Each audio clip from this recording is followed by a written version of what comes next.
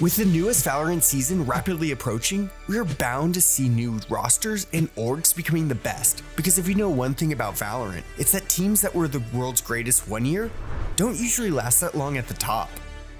And that's something we can see when we got a surprise international champion in all the major events last year.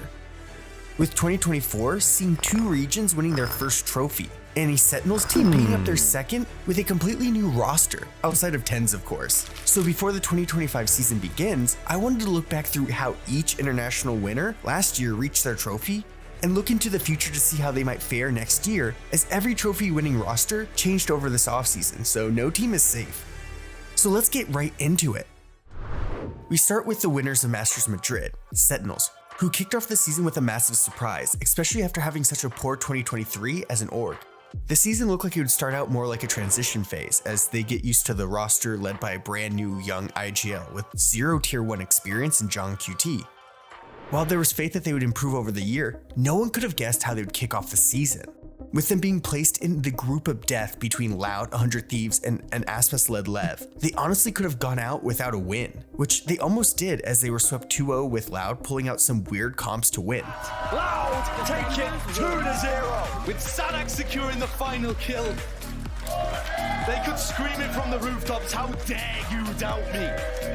Every single time. Sadak is the truth, he is the kingmaker. He can take all of But there were some glances of hope during Split. Eventually there in the end, still Tenz. What a ridiculous move from him. It's 4 in a round. But were placed into a hype elimination match right away against a reworked 100 Thieves team who didn't want to start off their season slow. Both of the first maps went the opposite ways, with Lotus seeing Zekin dominate while Boostio used their comp to their advantage on Bind, with him constantly pushing Sentinels off sites on defense, leading to a do-or-die deciding map on Split. But Sen were able to just barely take the lead into half, where once the rifles came out on their defense, they put 100 Thieves away to survive their first elimination game. Just being cornered! Sentinels eliminate 100 Thieves! All roads lead to this titanic matchup between these two squads, retooled with a cultural shift in the off-season, but it's Sen that come out on top. While this was definitely not a perfect win for Sentinels, it did showcase that their 2 additions brought into their team will elevate this roster from the issues they had the year before. Tenz will always get kills and be insane mechanically, and Zekin will be a world-class duelist always. But when Zelsis can hype up the team both as an emotional leader as well as a solid controller player, and Gen.G is able to focus on controlling the map as a Sentinel, they can run away with maps, which is something they would need to do against Lev in a deciding match for the group. And here is where the Masters Madrid winning run would truly start, as Lev were looking like a team with potential to compete for a trophy, but had moments where they looked lost on the server as they figured out their new roster. So Sentinels were hoping they could take advantage of those moments and take down Aspas. Just like against 100 Thieves, the first 2 maps were close, with Bind being the decision maker yet again, if they still want to continue on in the kickoff tournament or not. While Aspas dominated during the first half, with Sentinels just doing enough to keep it tight at the half, this was when Sentinels pushed themselves apart from Lev at the end of this elimination match, primarily just due to their overall team skill, as while Saucy had to step up in the first half to keep it close, Zekin was able to pick it up in the second half to pull the game away as Aspas was forced to try and win each round by himself, which wasn't enough in the end, with Sentinels escaping the group stages, and now having to compete in a tough play-in, where between them, G2 and MIBR, only one could come out alive. But after defeating 100 Thieves and Lev back-to-back, they were coming into form with only Tenz so far not having a huge breakout map, just really having a lot of solid teamwork moments as primarily Omen. But he would truly come into his own on this role against MIBR, as they dominated the Brazilian team in 2 maps to set them up for a great chance to advance.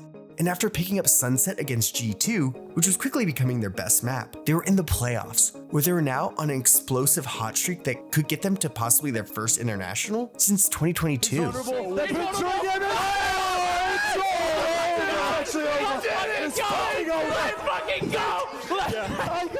But they would have to somehow get past NA's super team, NRG, who swept both their group stage opponents. Right away on their map pick of Sunset, it was within inches each round, with Tenz pulling off some insane late round multi-kills on Omen. First trip cleared, the dog went all the way around the pillar! Tenz while ZmjjKK picked up 10 first kills to narrowly take their pick, which was critical because they didn't stand a chance on possibly Ethan's best performance of the entire year on Ascent to force a map 3. But Sentinels at this point with Gen.G as IGL were already used to these elimination deciding maps, and they just made Gen.G look like a low-tier team. Some space. Tenz is still alive here. And he still wants to with the up! Trying to land the shots of Missing everything, going wide! He's out! And now Gen.G shows up and he leaps back in! Spike planted. Tenz persistent in his approach as he re-aggresses and re-peaks. Oh my gosh. Now with the shorty, still! Oh my gosh, it's not planted for him! It's gonna be a 2v5. Can Demon 1 pull this off? Oh! Can he pull it off? An angel of deliverance is instantly clipped from his wings!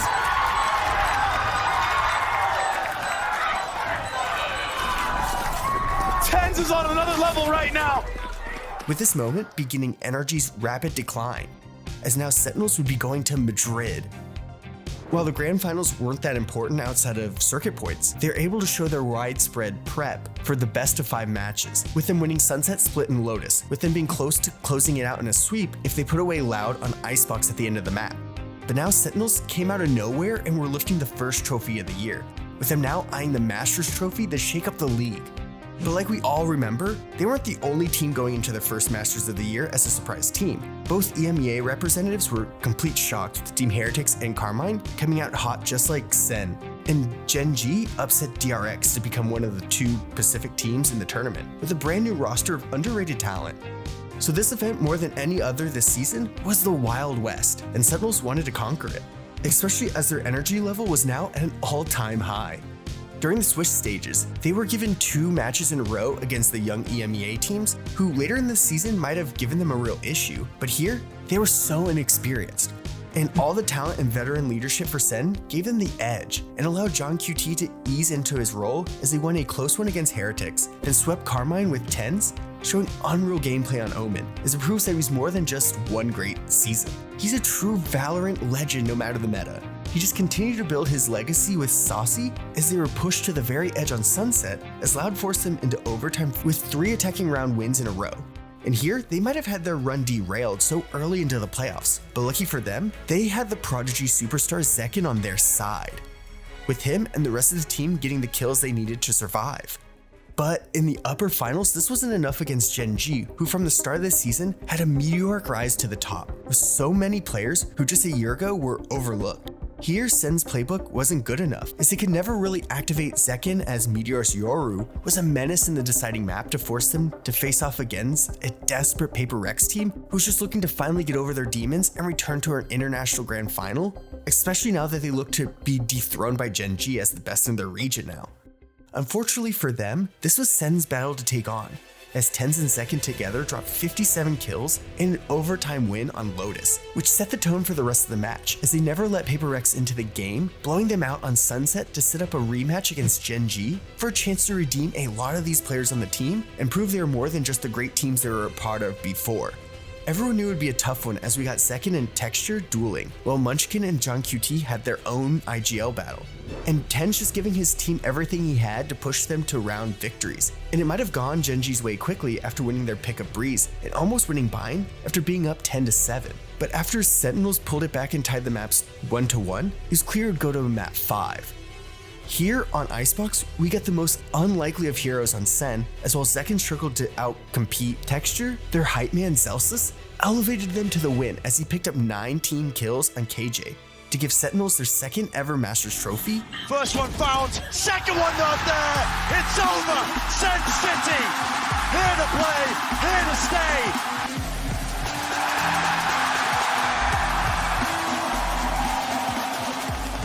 Granting both Saucy and Tenz their second individual international wins as well. This was huge for this team that was only looking to figure out their new roster early in the year rather than coming out on top and winning it all in Madrid. Now, over the offseason, they've had a couple of forced changes as both Saucy and Tenz retired from Pro Valorant, leading them to need to replace 2 legends who both helped lead teams to multiple international trophies.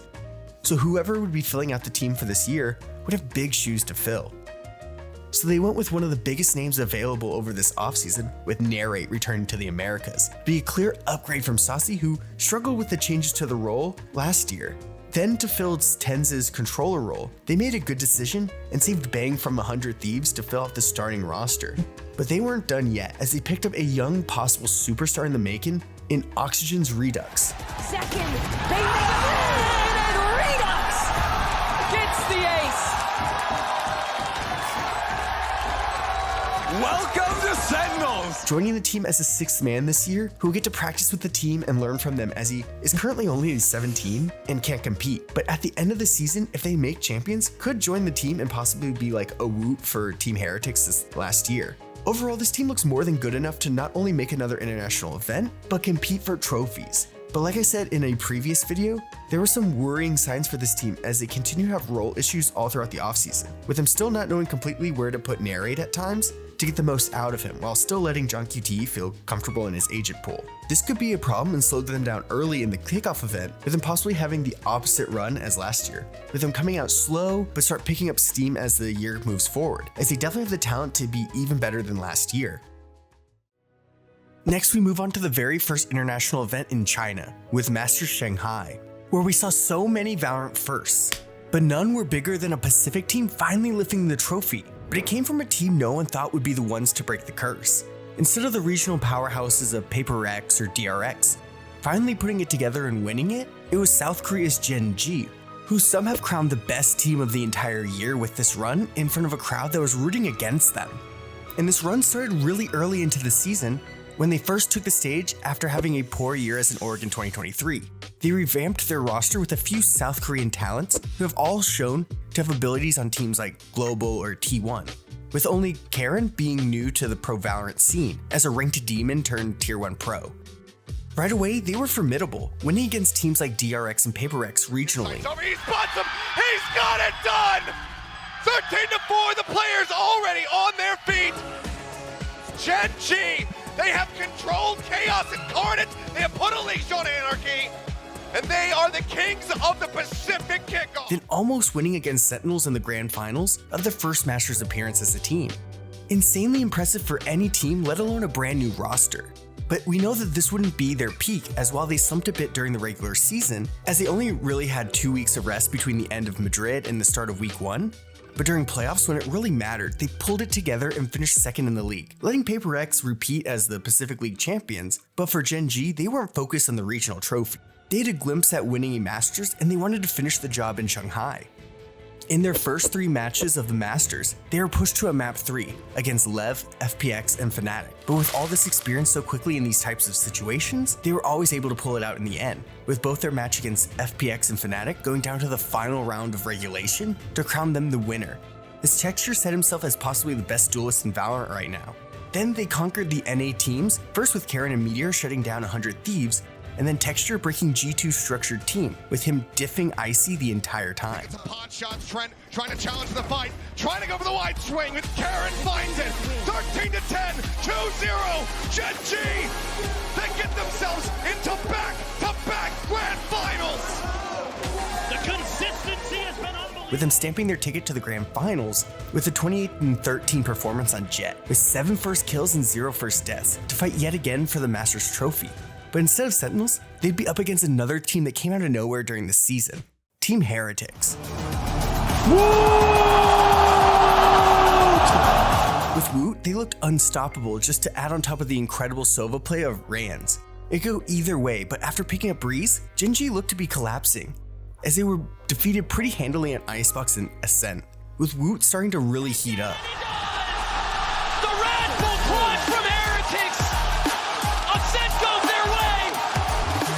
They've gotten this damn close! Now 1 map to potentially decide it all! Now with their backs to the wall, they needed their star players who got them this far to step up. Not only did they step up though, they put the teams on their back as t3xture, Meteor, and Karen tore Heretics apart, showing the cracks in this inexperienced European team as they won Lotus 13-4 and then split 13-3 to lift the first ever international trophy for the Pacific region in their 4th full season. And now it's on to Boo! He has the swing and it's time to kiss the ring! Denied, no more! Deferred, no dedicated Gen.G stand on top of the world. They are your Masters Shanghai champions. So looking at how this team might do next year, it might be a bit difficult as they moved away from two of their players in Meteor and Lakia over the offseason. While a lot of fans viewed the move with Lakia as a clear one, Meteor departing the team might really shake up things for the team during this next season. In their place, they've picked up Foxy9 from DRX, who showed flashes of top-tier talent on the flex role, but wasn't consistent enough last year. So while he's good, he might be a downgrade for Meteor. But to fill Lakia's role, they brought in Yaman, who over this offseason has shown a great understanding of Sova and Sky, with him being able to have a pretty solid fragging ability, which gives them a possible upgrade in that position. So for how this team will do this year, I have them just slightly below last year, with them still contending for top 4 finishes in tournaments. But without Meteor, I don't think they'll have the core 4 players required to win like they did last year. So definitely a top tier team all this coming season, but I don't think they'll pick up another trophy.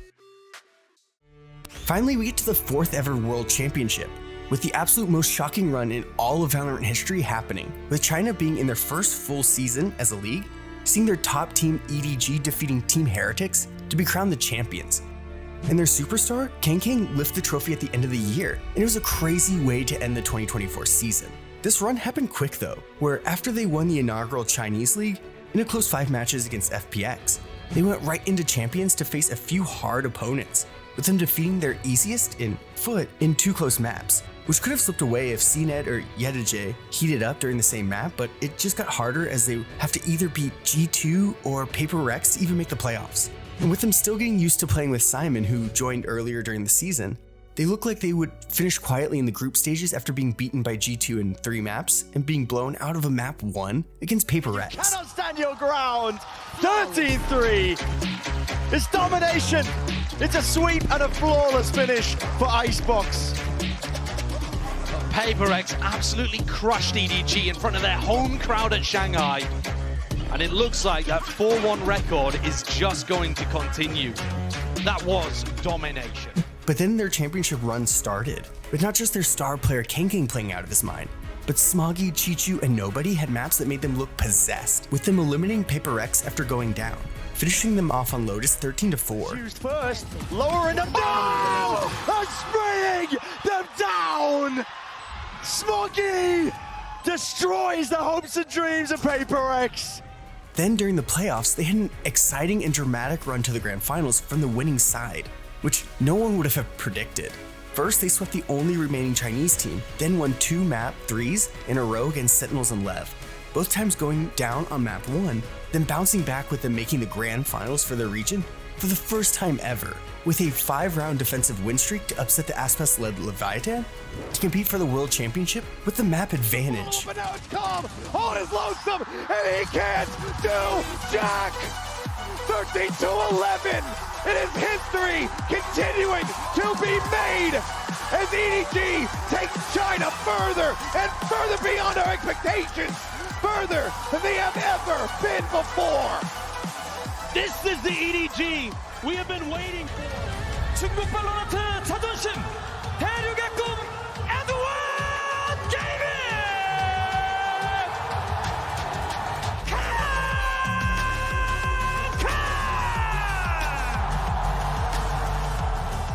While most of the maps weren't that close on paper, on the server it was a nail-biter, with so many pivotal rounds going back and forth, with everyone on both teams having an MVP moment. But it came down to Abyss, where Kang became the icon of Chinese Valorant. Forced to step up to the moment, dash to avoid, and shots are fired!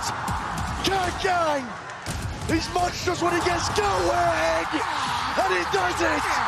Almost single-handedly!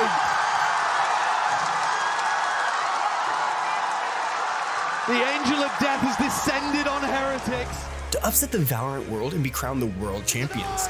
Quick scope in Blaze, EDG! It's up to Boo to push them back and away. TP's up and over, no kill to be found. It's one man, what can he do? Against the might of EDG, absolutely squat. 세상이 아닙니다. 2024년 발로란트 챔피언 에드워드